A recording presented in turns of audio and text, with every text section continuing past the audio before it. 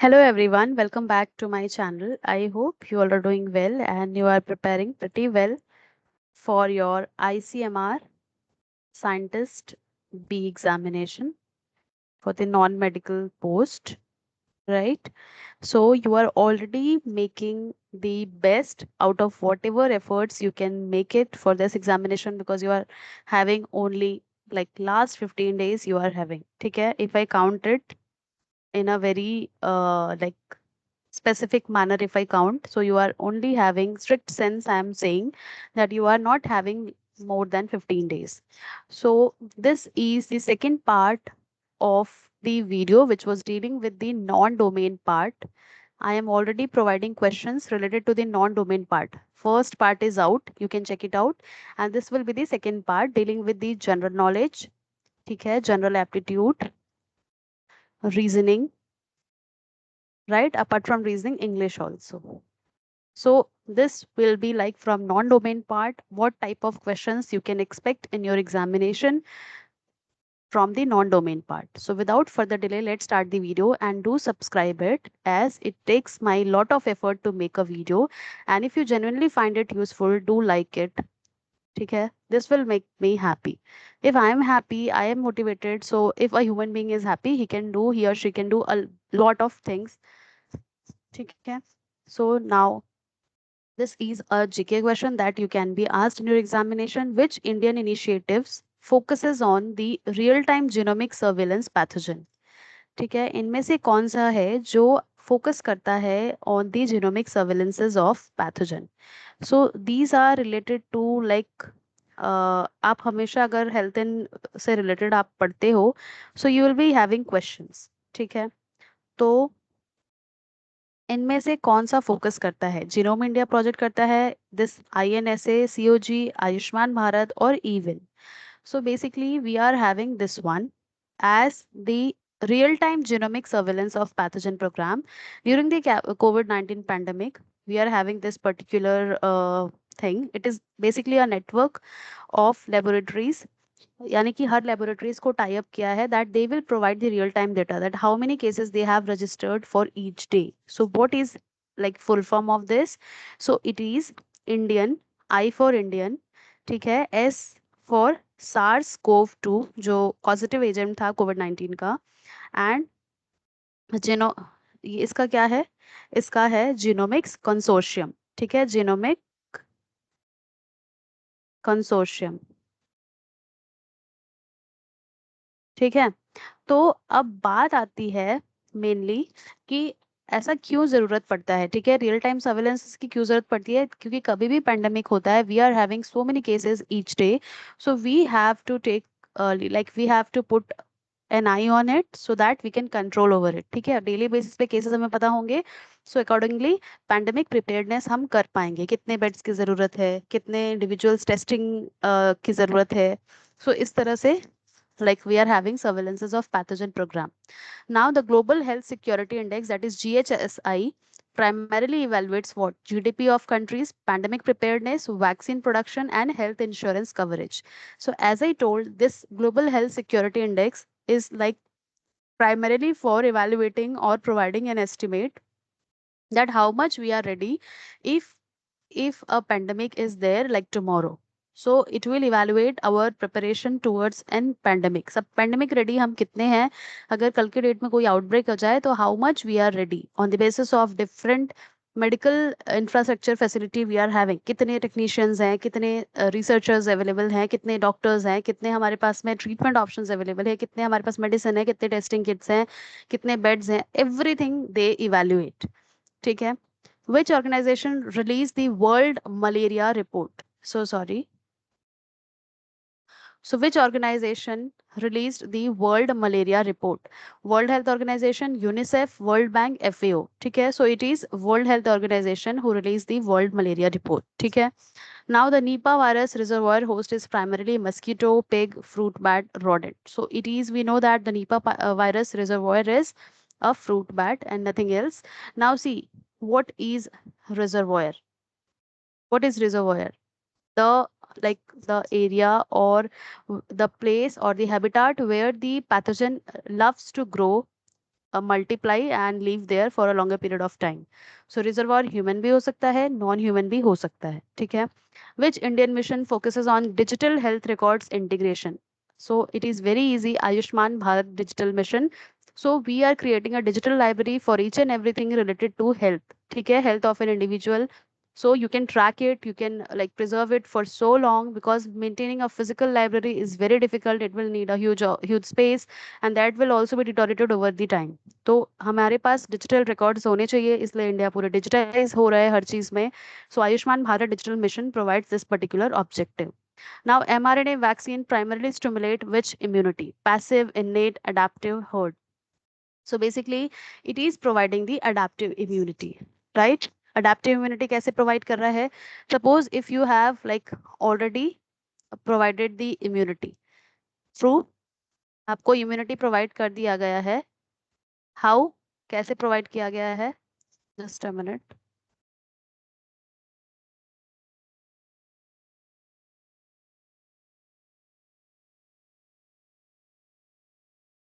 Through vaccine. Vaccine is nothing but the weakened antigen होता है. Weakened antigen और a part of the antigen. ठीक है. तो अब ये क्या करेगा, आपके अंदर एक रिस्पॉन्स जनरेट करेगा. ठीक है. इम्यूनोजेनेसिटी रिस्पॉन्स आपको जनरेट होगा. बट इफ ये एंटीजन फर्स्ट टाइम आया, ठीक है, अब अगर मान लो नेचुरली सेकेंड टाइम एक्सपोजर होता है सेम एंटीजन का, ठीक है, so what your body will do, your body will have a memory cells, so they will sense it that this I have encountered it earlier, so therefore it will provide quick response आएगा and you will not have fatal consequences. तो ये concept होता है vaccine का. ठीक है. So adaptive immunity का part होता है ये, because memory cell का generation, it is a part of adaptive immunity. Now which of the following disease is not zoonotic, not animal born? Rabies, Nipah, tuberculosis, avian influenza. So this one is not animal related. ठीक है. Tuberculosis is something related to bacteria, Mycobacterium tuberculosis. Now, antimicrobial resistant, that is AMR, refers to what? Increased immunity? No. Drug resistant in microbe? Yes. And this is like the primary objective of every research going on in ICMR. This is one of the most pathetic situation every researcher, every medical professional is facing.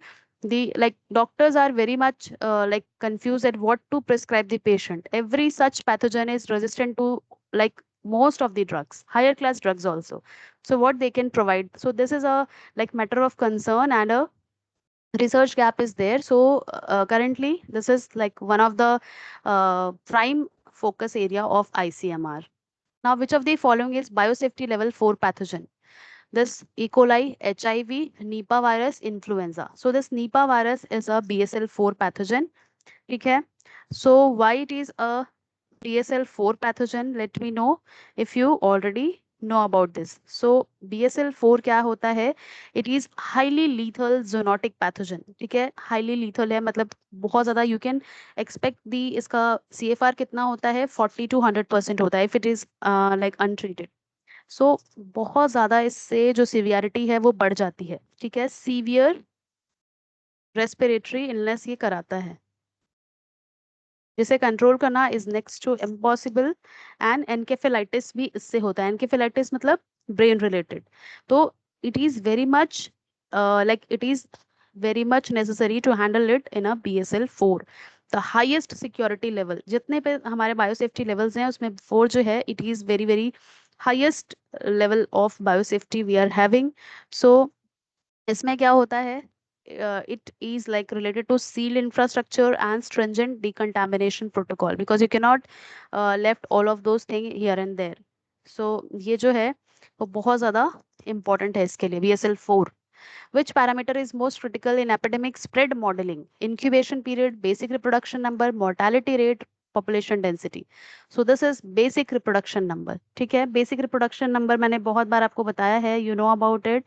तो कोई भी disease के बारे में अगर जानना है तो मेनली स्प्रेड के बारे में जानना है, so you will be having the basic reproduction number, that is represented by, यहाँ पे लिखा ही है. ठीक है. इससे रिप्रेजेंट करते हैं. Now this is an epidemiological metric. Basically it is representing the average number of secondary infection generated by a single infection individual in a completely susceptible population. यानी बहुत सारे पॉपुलेशन है तो सेकेंडरी इन्फेक्शंस कितने हुए, ठीक है। तो सेकेंडरी इन्फेक्शन जितने ज्यादा होंगे मतलब इतना ज्यादा वैल्यू आएगा।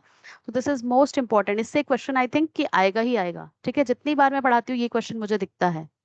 Now question related to a population increases by 10% yearly after 2 years, increase percent is what? So अगर आपको इसमें कैलकुलेशन करना है so you will be like एकदम बेसिक क्वेश्चन है ये, ठीक है। सो इस टाइप के जो क्वेश्चंस आते हैं तो अगर आपको सॉल्व करने बनता है तो आप प्रैक्टिस कीजिए, otherwise you can leave it, ठीक है। बहुत ज़्यादा ज़रूरत नहीं है आपको कि आप बहुत ज़्यादा उसमें लग के उसको सॉल्व कर रहे हैं, ठीक। क्योंकि अगर आप बहुत ज़्यादा सॉल्व करने लग गए तो नेगेटिव में चले जाओगे। तो इसीलिए इम्पोर्टेंट ये है कि जितना बन रहा है उतना ही करो, नहीं बन रहा है उसको जाने दो, ठीक। कोई ज़रूरत नहीं है आपको सॉल्व करने की, ठीक है। तो इसीलिए आई विल से कि जितना भी आपके लिए इम्पोर्टेंट है उतना का नोट्स बना लो, और उसके अलावा जो नहीं बन रहा है उसको एकदम उससे दूर रहो क्वेश्चन पेपर में, ठीक है। तो नहीं तो क्या होगा, आप सोचोगे कि मैम ने बोला है 75 to 80% अटेम्प्ट करने, तो आप पूरा अटेम्प्ट करने में चले जाओगे, ठीक है। तो उससे क्या होगा, लॉस होगा आपका बहुत ज़्यादा। तो इसलिए 75 to 80 बोला है, या 70 to 80% आपको सॉल्व करना है, जिसमें एक्यूरेसी आपका 75 to 80% तो होना ही चाहिए, ठीक। तो उस हिसाब से ध्यान देना। Now see we are having this question, let me erase this to have space. So let me now change the color. Yes, this one. So see, question में पूछा गया है कि जो पॉपुलेशन है इट इंक्रीजेस ईयरली बाय 10%, ठीक है। After 2 years increase percentage will be what? After 2 years what will be the, like यही पूछा है आपको, increase in the percentage. So how you will calculate this? So यहाँ पे क्या होगा, ये क्या हो जाएगा, कंपाउंड ग्रोथ हो जाएगा। सिंपल ऐड करने से आपको नहीं इसमें आंसर निकलेगा। सो एवरी ईयर जो है वो पॉपुलेशन इंक्रीज हो रहा है ओरिजिनल वैल्यू से, क्योंकि आप बोल रहे हो ना ईयरली 10% इंक्रीज हो रहा है। तो जैसे मान लो कि 2025 में पॉपुलेशन था 100 फॉर एग्जाम्पल, तो 2026 में 100 तो नहीं रह जाएगा ना, ये वैल्यू चेंज होगी क्योंकि 10% इंक्रीज हो रहा है, ठीक। तो अब देखो 10% इंक्रीज में भी आप डायरेक्टली आप ऐसा 100 का 10% नहीं कर सकते। क्यों नहीं कर सकते? बिकॉज मॉर्टैलिटी भी होती है। सो आपका जो एक्चुअल ओरिजिनल नंबर है वो तो वैरी करेगा ना, तो उसके अकॉर्डिंगली 10% आएगा। So this that is why this is an compound growth question, not a simple addition वाला question. So what you will use, growth factor का एक फॉर्मूला आप यूज करोगे, that is this one. I think green ज्यादा legible नहीं है, ठीक। तो आप क्या यूज करोगे, growth factor, growth factor is equals to 1 plus 10/100, ठीक है, जो कि क्या आ जाएगा, 1.1 आ जाएगा, ठीक। तो अब फाइनल पॉपुलेशन आपको, ग्रोथ फैक्टर का ये फॉर्मूला होता है 1 + 10, क्योंकि 10 ही आपका हो रहा है इंक्रीज, अगर ये 100 होता तो 100 यूज करते, ठीक है। तो 10/100, तो ये वैल्यू आई 1.1। अब आपको क्या कर देना है, सिंपली आपको कैलकुलेट करना है आफ्टर 2 years, तो 1.1 का 2, ठीक है। तो क्या हो जाएगा, 1.1 into 1.1, that will be equal to 1.21, ठीक। तो आंसर क्या हो जाएगा, 1.21 को अगर परसेंटेज फॉर्म में लिखे तो that will be equal to 21%। अब समझ आया? सो आई थिंक कि मैंने इसको बहुत आसानी से आपको सॉल्व करवाया, तो आपको ये फॉर्मूला यूज करना है, ठीक। Now the next one, if A completes work in 12 days, अगर ए काम कर रहा है 12 दिन में, एक टास्क को कंप्लीट कर रहा है, B in 18 days,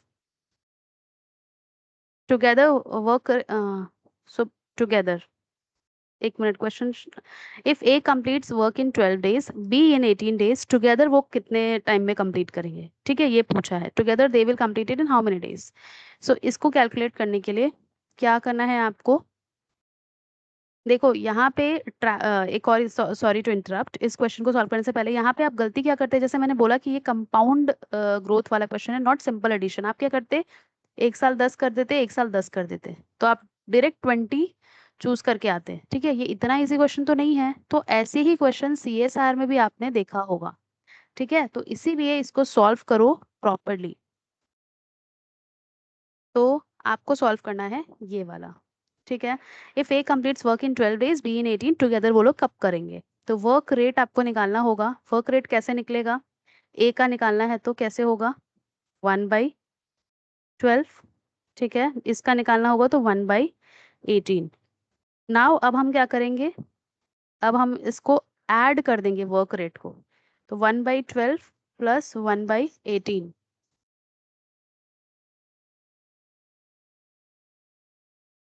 1/12 plus 1/18, because we have asked in the question कि टुगेदर वो लोग कितना दिन लेंगे। So what will be the answer, so we will take LCM of this, 36 आ जाएगा। ठीक है, तो अकॉर्डिंगली क्या होगा, ये 12 3 होता है तो ऊपर की वैल्यू क्या हो जाएगी 3, और 18 2 होता है 36, तो ये हो जाएगा 2, 36 यही आएगा, 5/36।